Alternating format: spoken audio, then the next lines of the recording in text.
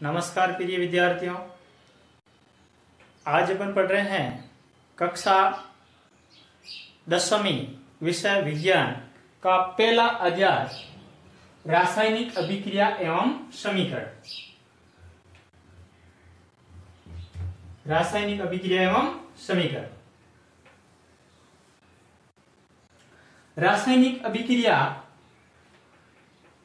क्या है, ये छोटी कक्षा में आप इसके बारे में पढ़े थे। भौतिक परिवर्तन और रासायनिक परिवर्तन।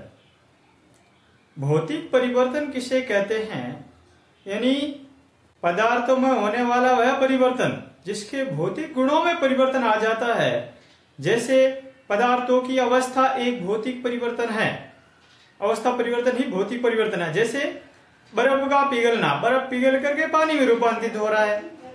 इसी तरह पानी को अगर गर्म करेंगे तो पानी किस में रूपांतरित हो जाएगा, वाष्प में हो जाएगा। अतः यहाँ पर अवस्था में परिवर्तन हो रहा है, लेकिन अणु संगठनों में कोई परिवर्तन नहीं हो रहा। इसका मतलब ये किस प्रकार का परिवर्तन है, भौतिक परिवर्तन है। दूसरा प्रकार अपन परिवर्तन के पढ़े थे वो था रासायनिक परिवर्तन। और रासायनिक परिवर्तन किसे कहते हैं, यानी पदार्थ में होने वाला वह परिवर्तन जिसके अणु संगठन बदल जाते हैं, रासायनिक गुणों में परिवर्तन आ जाता है, उसे रासायनिक परिवर्तन कहते हैं। तो दो प्रकार के अपन पदार्थों में परिवर्तन पढ़े थे छोटी कक्षा में, रासायनिक परिवर्तन और भौतिक परिवर्तन। तो आज अपन पढ़ेंगे रासायनिक अभिक्रिया एवं समीकरण। रासायनिक अभिक्रिया किसे कहते हैं, जैसे रासायनिक अभिक्रिया, जैसे मैग्नीशियम के फीते को लिया और इस मैग्नीशियम को जलाया। जलाएंगे किसकी उपस्थिति में, कोई भी पदार्थ किसकी उपस्थिति में जलता है, ऑक्सीजन की उपस्थिति में ही जला सकते हैं। तो मैग्नीशियम की क्रिया ऑक्सीजन के साथ में करवाई। किसके साथ में करवाई, ऑक्सीजन के साथ में करवाई। तो ऑक्सीजन के साथ में करवाएंगे तो बन जाएगा मैग्नीशियम ऑक्साइड। क्या बन जाएगा, मैग्नीशियम ऑक्साइड।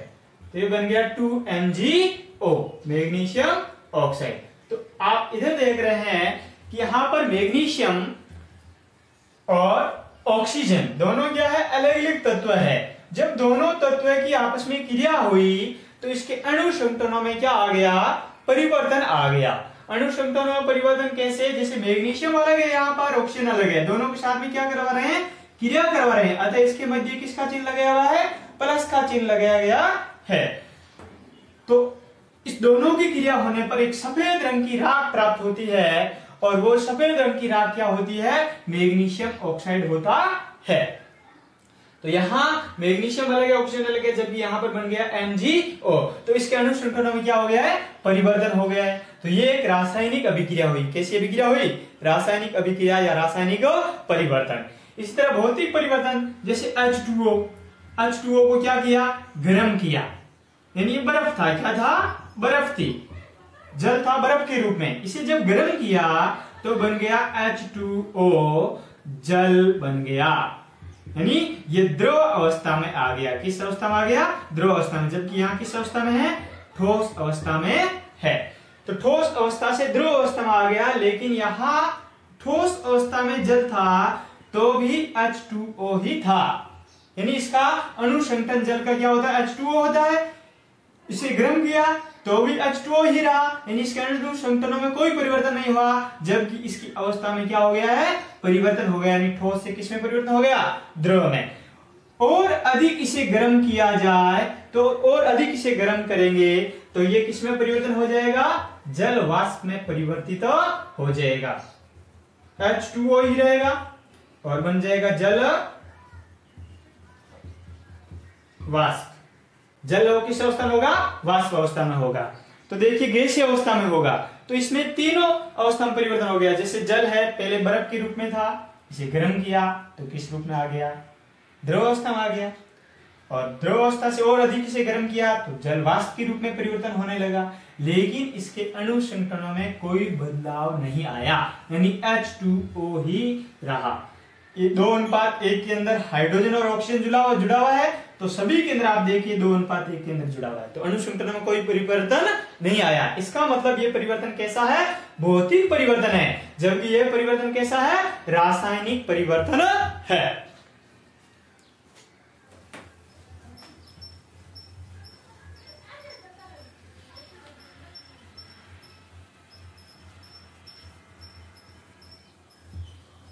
ये हुआ रासायनिक अभिक्रिया। रासायनिक अभिक्रिया के क्या क्या गुण हैं? रासायनिक अभिक्रिया कैसे अपन को पता चलेगा कि ये रासायनिक अभिक्रिया ही है? जैसे आप देख रहे थे कि मैग्नीशियम की एक ऑक्सीजन के साथ में क्रिया लिखवाई आपको, यानी मैग्नीशियम को जब जलाते हैं, यानी मोमबत्ती को जलाइए और मैग्नीशियम को फीता लेकर के जलाते हैं तो एक चटचटाट आवाज के साथ में ये जलता है चिंगारी के साथ में, और नीचे एक सफेद राख है, वो मैग्नीशियम का फीता उस सफेद राख के रूप में परिवर्तित हो जाता है। ये जो सफेद राख है ये एक नया पदार्थ है, इसे वापस मैग्नीशियम के फीता प्राप्त नहीं किया जा सकता है, इसका मतलब ये स्थायी परिवर्तन ही है। तो वापस पुनः इस अभिक्रिया को समझिए, देखिए मैग्नीशियम प्लस ऑक्सीजन, यह है मैग्नीशियम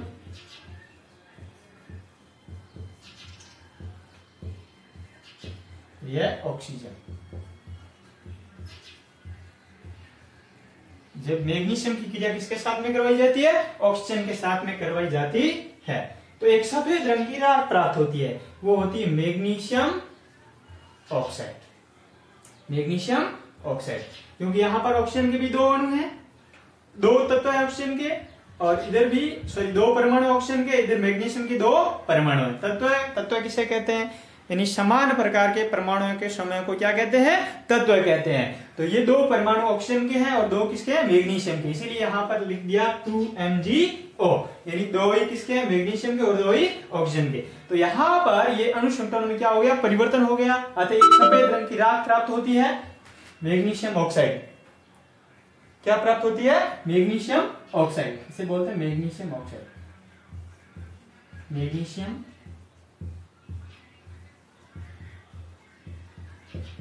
ऑक्साइड, ये क्या है, एक सफेद रंग की राख।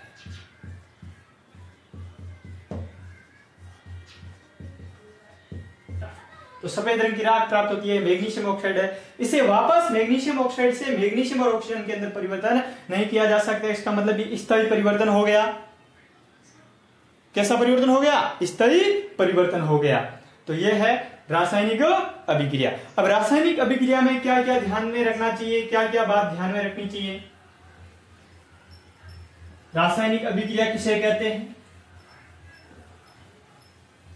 तो रासायनिक अभिक्रिया दो या दो से अधिक तत्व, परमाणु या यौगिक आपस में क्रिया करके एक या एक से अधिक नए यौगिकों का निर्माण कर रहा है, उसे क्या कहेंगे, रासायनिक अभिक्रिया। क्या कहेंगे, रासायनिक अभिक्रिया। या दूसरे रूप में अपन यह कह सकते हैं कि दो या दो से अधिक परमाणु या तत्व आपस में क्रिया करके उसके अणु संरचना में परिवर्तन आ जाता है और नए पदार्थों का निर्माण होता है, उसे रासायनिक अभिक्रिया कहते हैं। अगला समीकरण किसे कहते हैं, तो रासायनिक अभिक्रिया, इसके प्रकार अपन आगे बढ़ेंगे, उससे पहले समीकरण को समझेंगे। समीकरण कहते किसे हैं, तो समीकरण यानी रासायनिक अभिक्रियाओं को उसके प्रतीक चिन्ह और अणु सूत्र के रूप में व्यक्त करना ही रासायनिक समीकरण कहलाता है। क्या कहलाता है, रासायनिक समीकरण कहलाता है। तो रासायनिक समीकरण किसे कहते हैं, बताइए।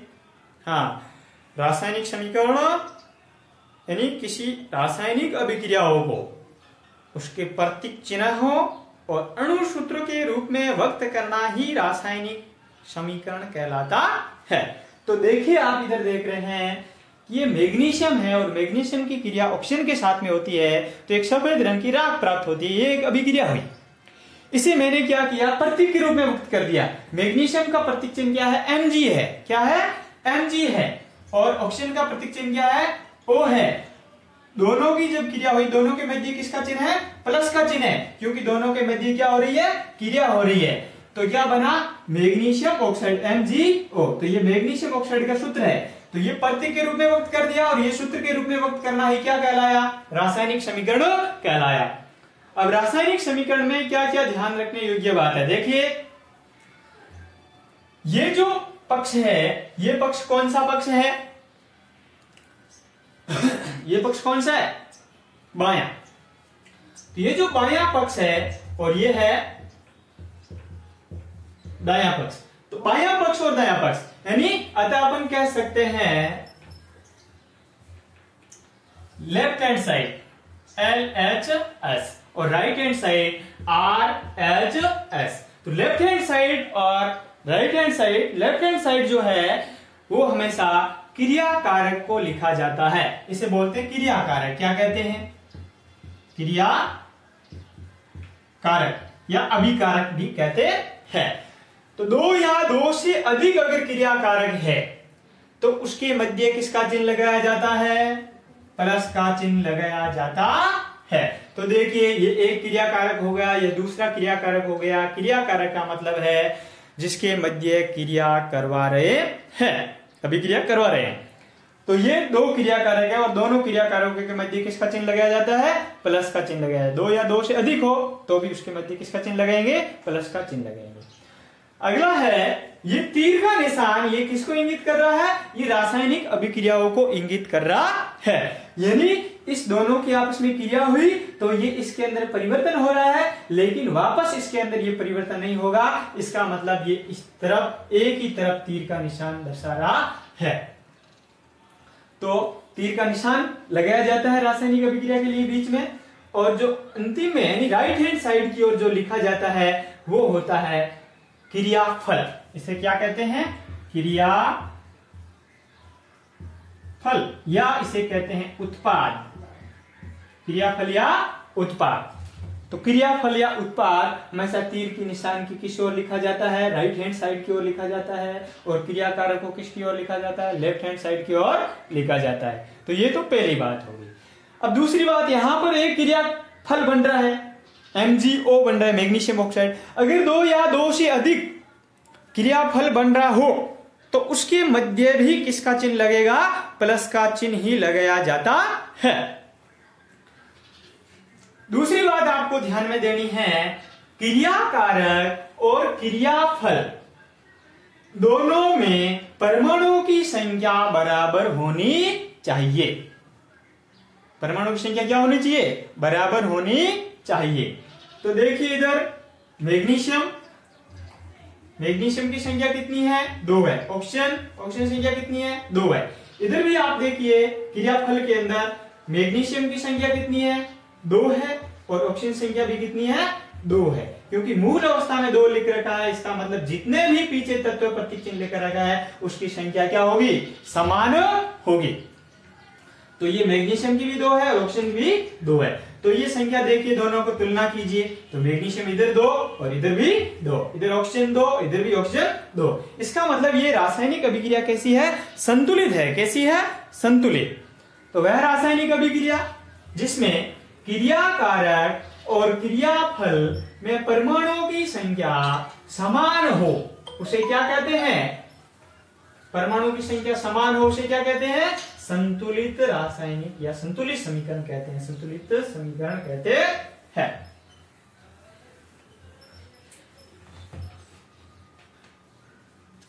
आप 9th क्लास में पढ़े थे इसके विस्तृत रूप, यानी इसको जैसे वापस अपन एक दूसरी अभिक्रिया लिखते हैं, कैल्शियम ऑक्साइड प्लस H2O, तो बन गया कैल्शियम हाइड्रोक्साइड। तो आप इधर देख रहे हैं ये कैल्शियम ऑक्साइड है, इसकी अवस्था भी साथ में लिखी जाती है कैल्शियम ऑक्साइड। तो इसमें परमाणु की संख्या दोनों की क्या होनी चाहिए? बराबर होनी चाहिए। इस पक्ष को बोलते हैं क्रिया कारक और इस पक्ष को बोलते हैं क्रियाफल। क्रिया कारक और क्रियाफल अगर 2 या 2 से अधिक है तो उसके मध्य प्लस का चिन्ह लगाया जाता है। दूसरी बात, इसकी अवस्थाएं हैं वो इसके कोष्ठक में आगे लिखा जाता है। जैसे कैल्शियम ऑक्साइड यानी चूना जो पाउडर ले आते हैं वो ठोस अवस्था में होता है, इसे अस के द्वारा सॉलिड के द्वारा दर्शाया जाता है। जल किस अवस्था में होता है? द्रव अवस्था में आता है। अल के द्वारा लिक्विड के द्वारा दर्शाया जाता है। तो जल के साथ में क्या घोल लिया? कैल्शियम ऑक्साइड घोल लिया, तो बन गया कैल्शियम हाइड्रोक्साइड। अतः ये जो विलयन बना ये जलीय विलयन है, इसीलिए इसे AQ के द्वारा दर्शाया जाएगा। अगर कोई गैस निकल रही है या गैस है उसके साथ में रासायनिक अभिक्रिया में तो जी के द्वारा प्रदर्शित किया जाता है। तो क्रियाकारक या क्रियाफल के अंदर जो भी अवस्था होती है उस पदार्थ की, वो अवस्था कोष्ठक के अंदर आगे लिखी जाती है।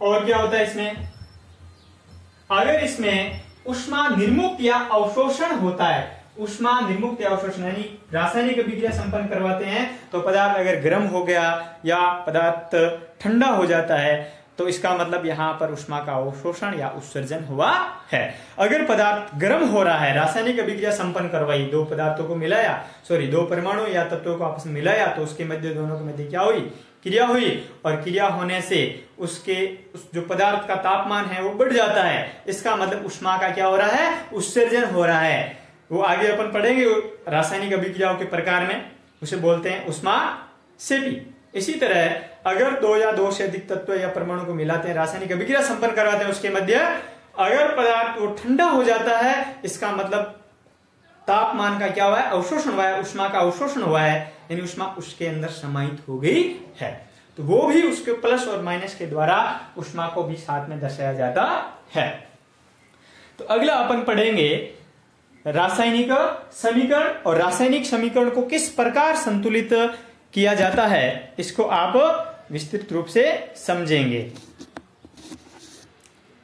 रासायनिक समीकरण, तो रासायनिक समीकरण किसे कहते हैं, इसकी परिभाषा लिखिए। रासायनिक अभिक्रियाओं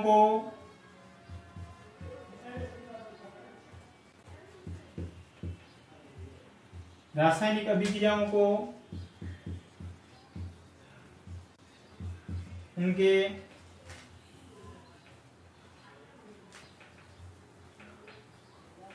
रासायनिक अभिक्रियाओं को तत्व के प्रतीक चिन्ह व अणु सूत्र के रूप में व्यक्त करना, अणु सूत्र के रूप में व्यक्त करना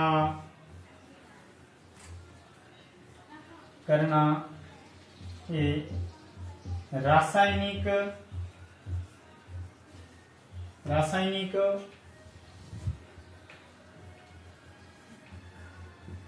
समीकरण कहलाता है। रासायनिक समीकरण किसे कहते हैं, इन रासायनिक अभिक्रियाओं को तत्व के प्रतीक चिन्ह व अणु सूत्र के रूप में व्यक्त करना ही रासायनिक समीकरण कहलाता है। जैसे अपन कह सकते हैं कि मैग्नीशियम को ऑक्सीजन के साथ में जलाने पर मैग्नीशियम की क्रिया ऑक्सीजन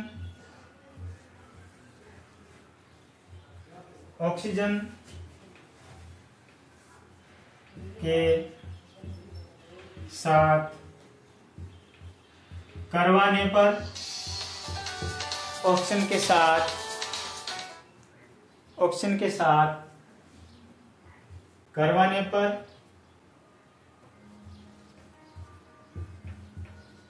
मैग्नीशियम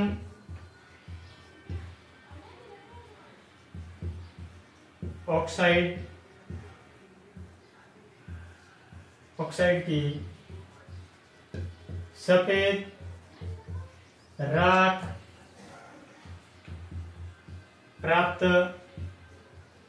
होती है। तो यहां देखिए लिखा है कि मैग्नीशियम की क्रिया ऑक्सीजन के साथ में करवाने पर मैग्नीशियम ऑक्साइड की सफेद राख प्राप्त होती है। अतः आप इस प्रकार से इसे लिखें, मैग्नीशियम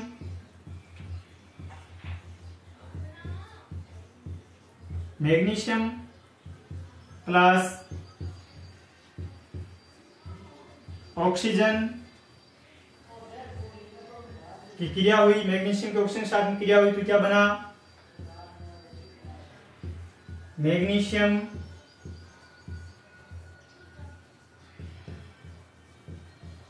ऑक्साइड। क्या बना? Magnesium oxide. अब ये जो रासायनिक अभिक्रिया है इसको किसके रूप में व्यक्त करना है?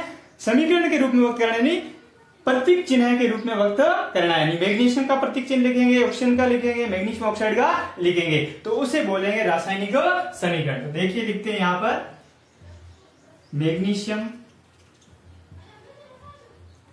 प्लस ऑक्सीजन, तो क्या बना?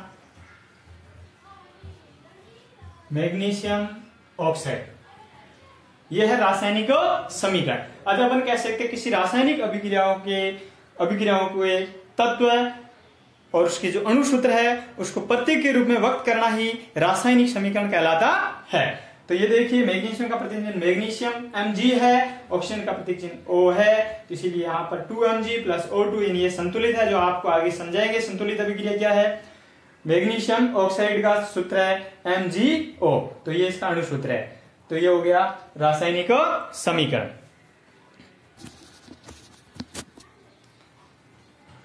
तो अपन पढ़ रहे हैं संतुलित रासायनिक समीकरण। संतुलित रासायनिक समीकरण किसे कहते हैं? तो वह रासायनिक समीकरण, संतुलित रासायनिक समीकरण क्या परिभाषा है? वह रासायनिक समीकरण जिसमें क्रियाकारक व क्रियाफल में परमाणुओं की संख्या समान हो उसे संतुलित रासायनिक समीकरण कहते हैं। तो पूछा जाए संतुलित रासायनिक समीकरण किसे कहते हैं, संतुलित किसे कहते हैं समीकरण, तो आप क्या बताएंगे? वह रासायनिक समीकरण जिसमें क्रियाकारक और क्रियाफलों में परमाणुओं की संख्या क्या हो? समान हो, उसे संतुलित रासायनिक समीकरण कहते हैं। अगला है, इसके उदाहरण देखिए, उदाहरण समझिए। जैसे एक उदाहरण लिखा है, रिएक्शन लिखी है, एक समीकरण लिखा है कैल्शियम हाइड्रोक्साइड यानी बूझा हुआ चूना। कैल्शियम हाइड्रोक्साइड बूझे हुए चूने की कार्बन डाइऑक्साइड के साथ में क्रिया करवाते हैं। बूझा हुआ चूना कैसे प्राप्त किया जाता है? यानी बाजार से चूना खरीद के लाते हैं, चूना पाउडर, और उसके अंदर क्या डालते हैं? पानी डालते हैं, तो बूझा हुआ चूना यानी कैल्शियम हाइड्रोक्साइड बन जाता है। क्या बन जाता है? Calcium hydroxide. और कैल्शियम हाइड्रोक्साइड का क्या कर दिया जाता है? लेपन कर दिया जाता है, यानी सफेद पुट्टी कर दी जाती है, सफेदी कर दी जाती है। तो धीरे धीरे ये किसके साथ में क्रिया करता है? कैल्शियम हाइड्रोक्साइड कार्बन डाइऑक्साइड के साथ में क्रिया करता है, तो कैल्शियम कार्बोनेट का निर्माण हो जाता है। ये जो प्लस्तर होता है ये कठोर हो जाता है, यानी पानी है वो जल है, जल वाष्प के रूप में उड़ जाता है। तो ये एक रासायनिक समीकरण दे रखा है, ये संतुलित है या नहीं इसका पता लगाते हैं अपन। देखिए तो इधर देखिए कैल्शियम की संख्या 1 है, इधर कैल्शियम की संख्या 1 है, देखिए 1 है, इधर कैल्शियम की संख्या 1 है, दोनों बराबर है। कैल्शियम इधर भी कैल्शियम 1 है और इधर भी 1 है, यानी क्रिया कारक में भी कैल्शियम 1 है और क्रिया फल में भी 1 है। ऑक्सीजन देखिए, तो ऑक्सीजन कैल्शियम हाइड्रोक्साइड, यहाँ पर OH होल ट्वाइस लिखा है, इसका मतलब हाइड्रोजन भी 2 है और ऑक्सीजन भी 2 है, तो ऑक्सीजन 2 हो गया है, कार्बन डाइऑक्साइड अभिक्रिया कर रहा है, तो O2 यानी ऑक्सीजन 2 है, तो 2 और 2 ऑक्सीजन कितने हो गए?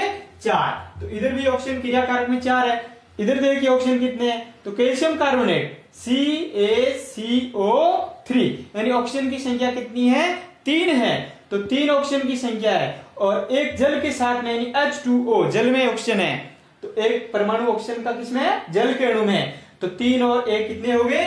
4। तो ये कैल्शियम की संख्या इधर भी 1 और इधर भी 1 बराबर है, ऑक्सीजन की संख्या इधर भी 4 और इधर भी 4 बराबर है। हाइड्रोजन की संख्या OH होल ट्वाइस यानी हाइड्रोजन 2 है, इधर भी 2 है, और इधर भी देखिए H2O यानी हाइड्रोजन कितने? 2 है, तो बराबर हो गए। इधर कार्बन 1 है और इधर भी कार्बन 1 है, तो ये सभी परमाणु क्या है? बराबर है। तो इसका मतलब ये किस पर कैसी अभिक्रिया हुई? संतुलित समीकरण हुआ। कैसा समीकरण हुआ? संतुलित समीकरण। संतुलित समीकरण क्यों आवश्यक है? इसके लिए द्रव्यमान संरक्षण का नियम आप कक्षा 9 में पढ़े थे। द्रव्यमान संरक्षण का नियम क्या है इसे आप समझेंगे। तो द्रव्यमान संरक्षण का नियम क्या है? द्रव्यमान संरक्षण का नियम किसी भी यौगिक या पदार्थ के द्रव्यमान, किसी भी यौगिक या पदार्थ का द्रव्यमान हमेशा सुरक्षित रहता है, यानी जो द्रव्यमान है वही रहेगा, न तो वो घटेगा न ही बढ़ेगा, एक रूप से दूसरे रूप में परिवर्तन हो सकता है। देखिए आगे क्या लिखा है कि न तो उसे नष्ट किया जा सकता, द्रव्यमान यानी द्रव्यमान को न तो नष्ट कर सकते हैं और न ही उत्पन्न कर सकते हैं, द्रव्यमान को एक रूप से दूसरे रूप में परिवर्तित किया जा सकता है, द्रव्यमान संरक्षण कहलाता है। द्रव्यमान संरक्षण किसे कहते हैं? तो क्या कहेंगे, किसी भी यौगिक या पदार्थ के द्रव्यमान हमेशा संरक्षित रहता है, यानी द्रव्यमान को न तो नष्ट कर सकते हैं और न ही उत्पन्न कर सकते हैं। इसे एक रूप से दूसरे रूप में परिवर्तन कर सकते हैं। इसे द्रव्यमान का संरक्षण कहते हैं। द्रव्यमान के संरक्षण का नियम कहलाता है। जैसे देखिए कार्बन को जला, यानी लकड़ी को जलाते हैं ऑक्सीजन की उपस्थिति में, ऑक्सीजन से क्रिया होती है तो कार्बन डाइऑक्साइड बना। तो कार्बन की संख्या इधर 1 है तो इधर भी 1 है, ऑक्सीजन संख्या इधर 2 है, इधर भी 2 है, लेकिन इसमें कोई घटा या बढ़ा नहीं है ना, दोनों बराबर है। कार्बन इधर 1 है तो 1 ही रहा, इधर 1 है, ठीक है, इधर 1 है तो इधर भी 1 है, इधर 2 ऑक्सीजन 2 है, इधर भी 2 है, तो दोनों बराबर है। इसलिए यहाँ पर द्रव्यमान संरक्षण की नियम की पालना होती है। इसलिए द्रव्यमान संरक्षण के नियम की पालना करने के लिए अपन को रासायनिक समीकरण को संतुलित बनाना पड़ता है। तो रासायनिक समीकरण को किस प्रकार संतुलित किया जाए उसको आप विस्तृत रूप से समझेंगे।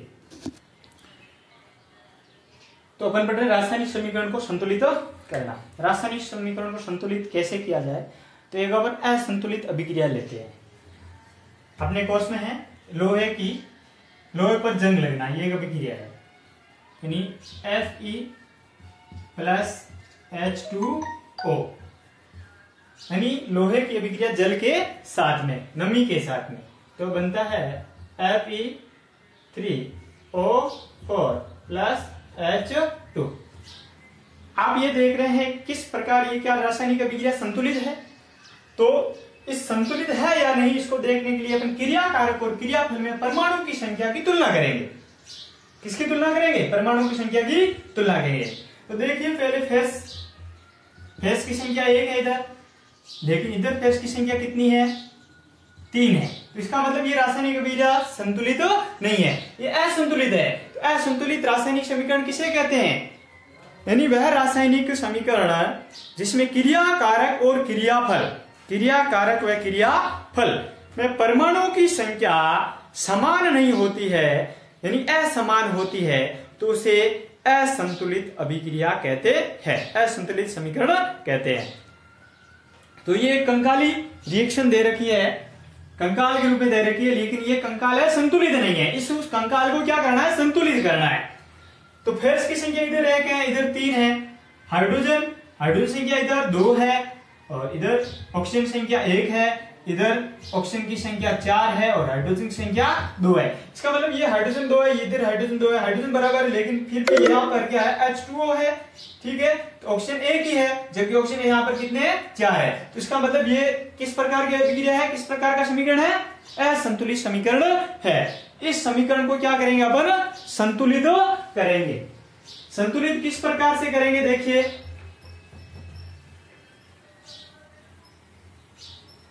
सबसे पहले संतुलित रासायनिक, कोई भी रासायनिक समीकरण अगर अपन संतुलित कर रहे हैं तो सबसे पहले अगर कम परमाणु संख्या वाले तत्व है, परमाणु है कम संख्या वाले, उसको सर्वप्रथम संतुलित करेंगे। तो आप इधर देख रहे हैं सबसे कम किसके हैं, इधर फेस के हैं, है ना, फेस का 1 ही है, इधर ऑक्सीजन का भी 1 है, ठीक है। तो सर्वप्रथम अपन किसका करेंगे, तो सर्वप्रथम अपन किसका करेंगे, फिर से ऑक्सीजन में से करते हैं, तो सर्वप्रथम किसका करेंगे, ऑक्सीजन का करेंगे। ऑक्सीजन या हाइड्रोजन का करना चाहिए, तो ऑक्सीजन का करेंगे। तो देखिए अपन समीकरण लिखते हैं, यह असंतुलित अभिक्रिया है। तो इधर ऑक्सीजन की संख्या कितनी है, 1 है, और इधर ऑक्सीजन की संख्या कितनी है, 4 है। इसका मतलब इधर कितनी करनी पड़ेगी, 4 करनी पड़ेगी। तो 1 × 4, तो ऑक्सीजन की संख्या कितनी हो जाएगी, 4 हो जाएगी। तो यहां पर 4 नहीं लिखेंगे और ये 4 कहां लिखेंगे, यहां लिखेंगे, तो बन गया 4H2O। इसे क्या करेंगे, बाकी को क्या करना है, कोष्ठक के अंदर बंद कर देना। देखिए वापस लिखते हैं इसे,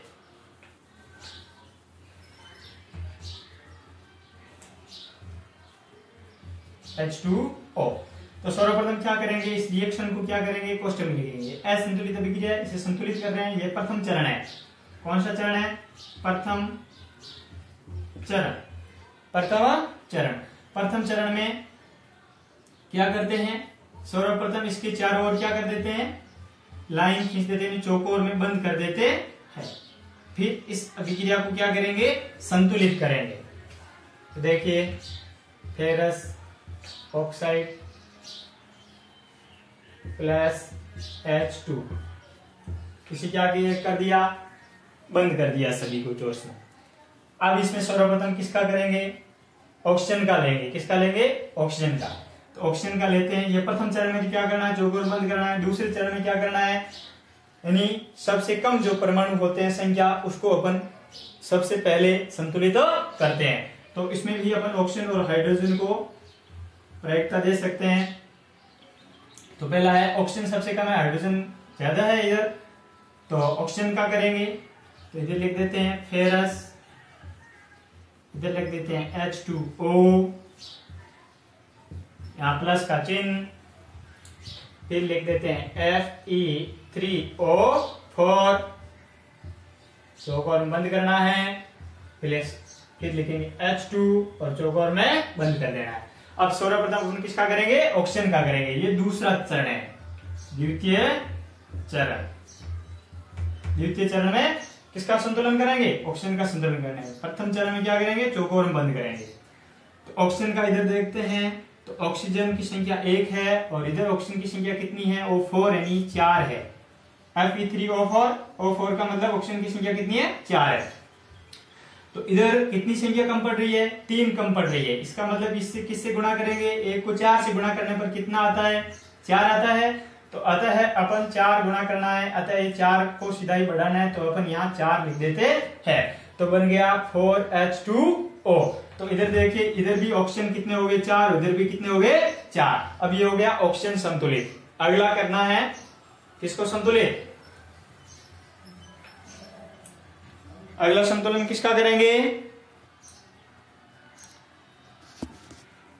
अगला किसका करेंगे, हाइड्रोजन का करेंगे। देखिए इधर जैसे ही 4H2O हुआ तो इधर हाइड्रोजन की संख्या 2 रह गई, इधर हाइड्रोजन की संख्या कितनी होगी, 4H2 का मतलब है 2 × 4। इसका मतलब यहां पर हाइड्रोजन कितने हैं, तो दूसरे में अपन क्या करेंगे, पहले में क्या कर दिया, ऑक्सीजन को संतुलित कर दिया और दूसरे में वापस बंद करना है, इसे बंद रखना है सभी को। H2O, तीर का निशान, Fe3O4 प्लस H2।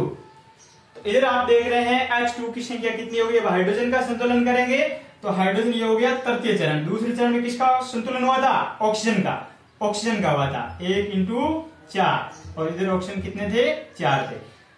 अब तीसरे चरण में, तृतीय चरण में किसका कर रहे हैं, हाइड्रोजन का करेंगे, क्योंकि हाइड्रोजन की संख्या इधर 2 रह गई और इधर कितनी होगी, 6 हो गई। इसका मतलब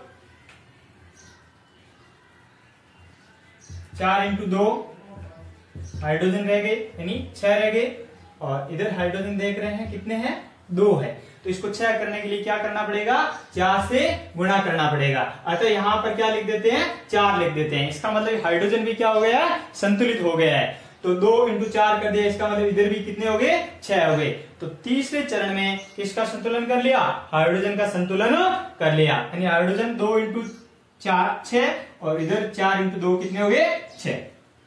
अगला अपन लेते हैं चतुर्थ चरण।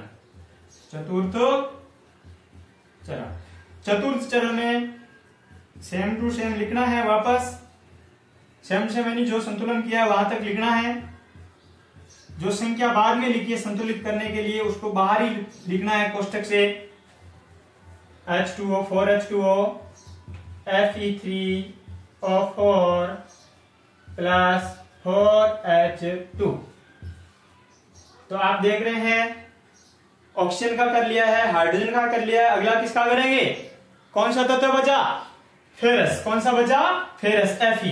तो Fe की संख्या इधर कितनी है, 3 है, जबकि Fe की संख्या इधर कितनी है, 1 है। इसको क्या करेंगे, संतुलित करेंगे। उससे पहले अपन अन्य देखते हैं। तो 2 × 4 कितने हो गए, 6 हाइड्रोजन है और 1 ऑक्सीजन है। इधर देखिए 4 × 2 कितने हो गए, 6 हाइड्रोजन है, तो हाइड्रोजन बराबर हो गए। ऑक्सीजन इधर 4 है तो इधर भी कितने हैं, 4 है। अब फेरस की संख्या को क्या करना है, संतुलित, फेरस की संख्या को संतुलित करना है।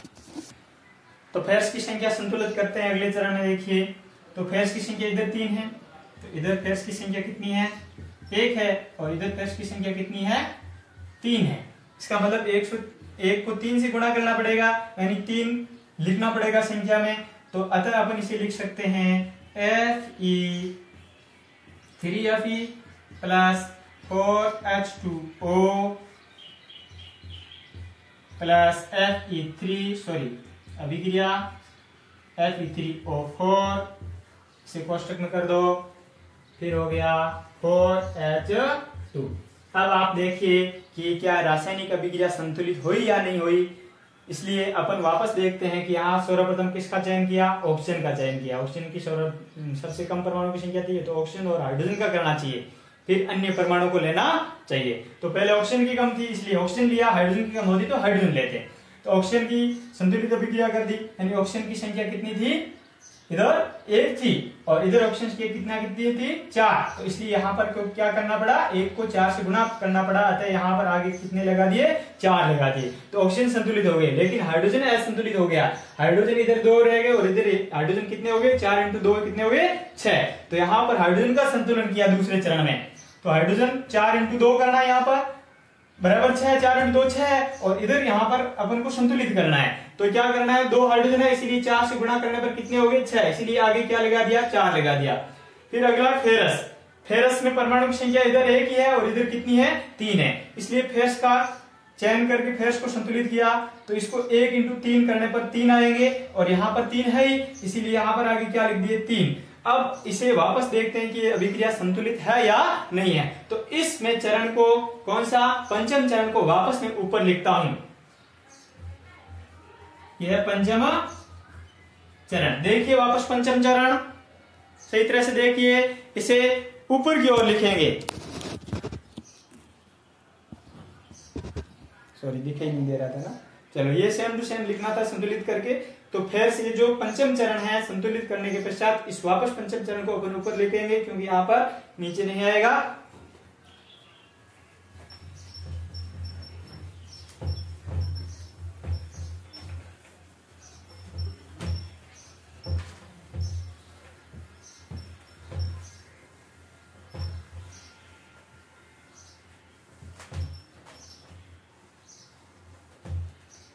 चलो ये पंचम चरण को वापस लिखते हैं। 3Fe प्लस 4H2O, तीर का निशान Fe3O4 प्लस 4H2, ये लिख दिए कोष्टक में।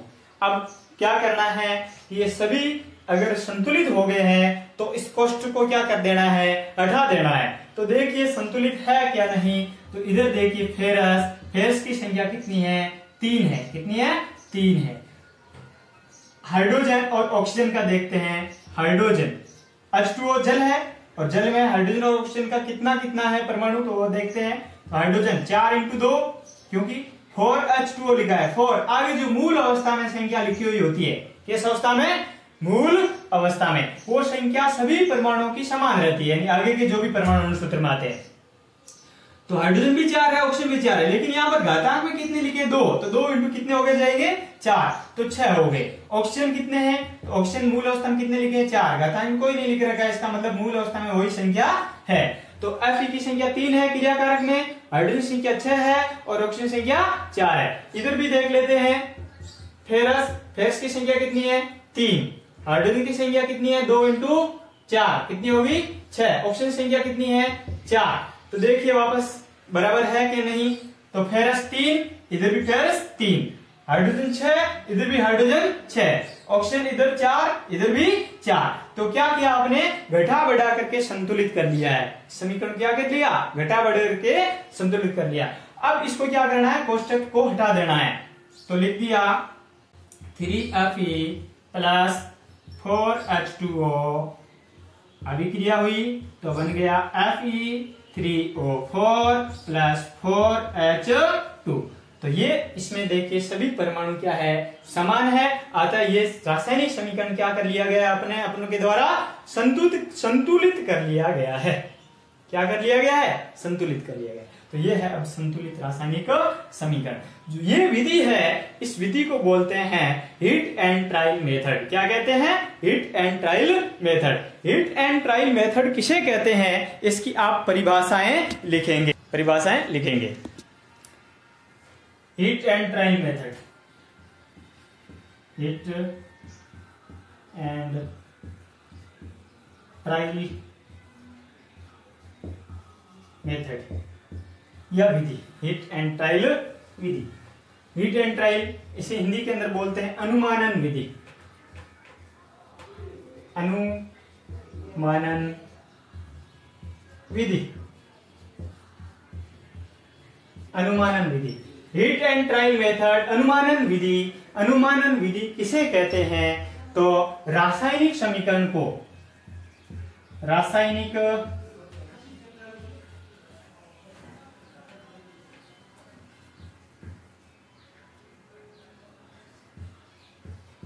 समीकरण में परमाणुओं की संख्या घटा बढ़ाकर, परमाणु की संख्या को, परमाणु की संख्या को घटा बढ़ाकर, घटा बढ़ाकर संतुलित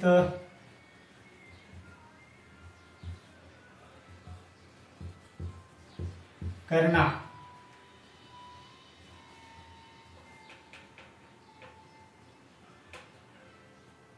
करना ही अनुमानन विधि कहलाता है, अनुमानन विधि कहलाती है। तो देखिए हिट एंड ट्रायल मेथड, जो अपन अब मेथड, जिस मेथड का उपयोग किया था, यानी ये रासायनिक समीकरण को संतुलित किया था, वो विधि कौन सी थी, उस विधि का नाम है हिट एंड ट्रायल मेथड। कौन सी विधि है, hit and trial method. Hit and trial method या इसे हिंदी के अंदर बोलते हैं अनुमानन विधि। यानी अनुमान से क्या करना है, पहले संख्या को अनुमान लगाना, कि अनुमान देखना कि कौन सी संख्या अभिकारक में कम है, परमाणु की संख्या, या उत्पाद में यानी क्रियाफल के अंदर कम है। अगर दोनों के अंदर बराबर नहीं है, इसका मतलब असंतुलित अभिक्रिया है, और असंतुलित अभिक्रिया को हिट एंड ट्रायल विधि के द्वारा, मेथड के द्वारा इसे संतुलित किया जाता है। जो जिस अपन विधि का उपयोग किया था, यानी ये जो अभिक्रिया थी Fe प्लस H2O, तो बना था Fe3O4 प्लस H2, ये लिख रखा था। ये असंतुलित अभिक्रिया थी। इस असंतुलित अभिक्रिया को अपन क्या किया था, संतुलित किया था। 3Fe प्लस 4H2O, तो बना था Fe3O4 प्लस 4H2। तो इस प्रकार से अपने क्या किया था, संतुलित किया था। वो 5-6 चरणों के अंदर संतुलित किया था। तो इस प्रकार से ये जो समीकरण संतुलित करने की विधि है, इसे बोलते हैं hit and trial method, hit and trial method. तो हिट एंड ट्रायल मेथड। अब यहां पर देखिए क्या बच गया, अपन पहले पढ़े थे ना शुरुआत में कि इसमें क्या करना है, अवस्था भी साथ में लिखनी होती है। वो अवस्था किस में लिखना है, कोष्टक में लिखना है, या अवस्था और अवस्था के अलावा और क्या लिखना है, हाँ, अगर कोई ताप या दाब या कुछ इस प्रकार से है तो उसको भी साथ में लिखना है। जैसे मैं एक यहां पर रिएक्शन लिख रहा हूं, देखिए 12H2O प्लस 6CO2, ये एक अभिक्रिया लिख रहा हूं मैं। इस अभिक्रिया में अपन उपयोग करेंगे किसका, चिन्हों का उपयोग करेंगे। कौन सा चिन्ह कहां लिखना है, कौन सी अभिक्रिया किसकी उपस्थिति में संपन्न होती है, कहां संपन्न होती है, या उसका दाब या ताप क्या है, उस ताप या दाब को कहां लिखना चाहिए, ये अपन देख रहे हैं। तो एक अभिक्रिया लिख रहा हूं पहले, 12H2O प्लस 6CO2, तो बनता है C6H12O6 प्लस बन रहा है 6H2O प्लस 6O2, ये बन रहा है। तो अब देखिए यहां पर बीच में थोड़ी थोड़ी जगह छोड़ेंगे ताकि अपन को अवस्था आराम से लिख सकें।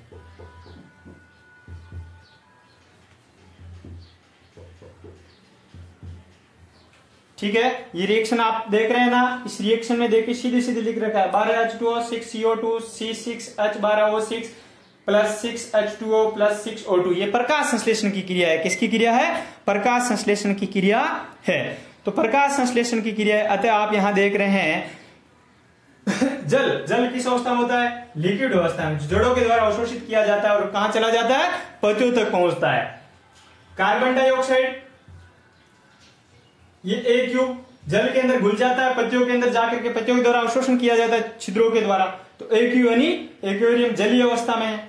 C6H12O6 C6H12O6 ये भी किसमें घुला हुआ है? जल के अंदर घुलित है, इसीलिए यहां पर क्या लिखेंगे?